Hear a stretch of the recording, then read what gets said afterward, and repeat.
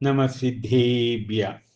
ಇಹ ವೀ ಮಹಾಪುರುಷನಲ್ಲಿ ಸಾಮ್ರಾಟನ ಸರ್ವ ಶುಭ ಲಕ್ಷಣಗಳು ಸೂಚಿಸುವುದು ಗಣ ಚಕ್ರವರ್ತಿತ್ವವನು.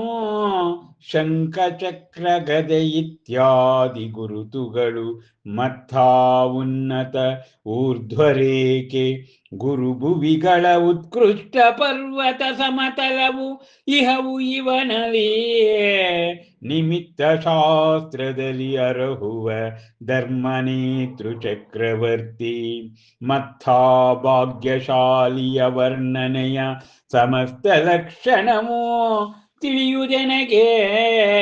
ಅದರೀ ಪರಮಶ್ರೇಷ್ಠನೆಕ್ಕಿಂತು ಸನ್ಯಾಸಿಯಾಗಿಹನು, ಏಕಿಂತು ಅರಣ್ಯದಲ್ಲಿ ಅಲೆಯುತಿಹನು.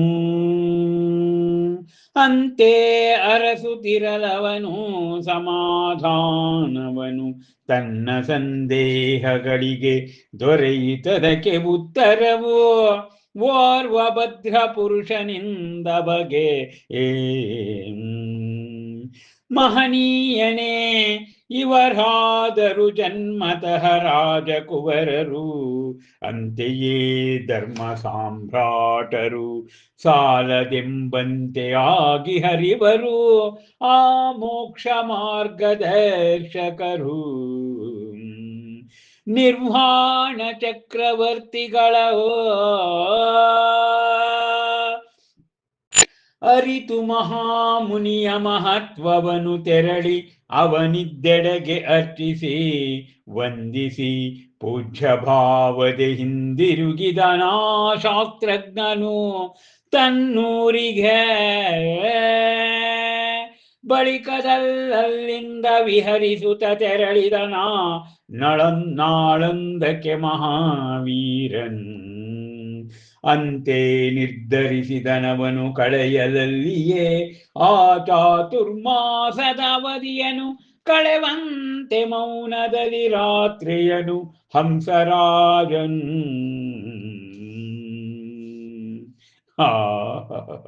ಅಬ್ಬ ಆ ಅಸ್ತ ಸಾಮುದ್ರಿಕ ಶಾಸ್ತ್ರಜ್ಞ ಮಹಾವೀರ ಮುನಿಯನ್ನ ಹಿಂಬಾಲಿಸುತ್ತ ಅವನನ್ನು ನೋಡುತ್ತಿದ್ದಾನಂತೆ.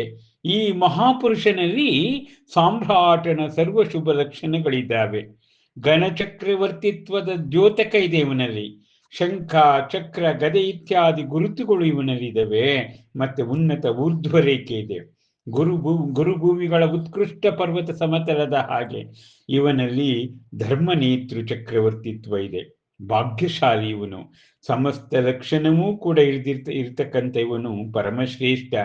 ಆದರೆ ಯಾಕೆ ಸನ್ಯಾಸಿಯಾಗಿದ್ದಾನೆ, ಏಕೆ ಅರಣ್ಯದಲ್ಲಿ ಅಲಿತಾ ಇದ್ದಾನೆ ಎಂಬುದಾಗಿ ಹಸ್ತ ಸಾಮುದ್ರಿಕ ಚಿಂತನೆಯನ್ನು ಮಾಡ್ತಾನಂತೆ.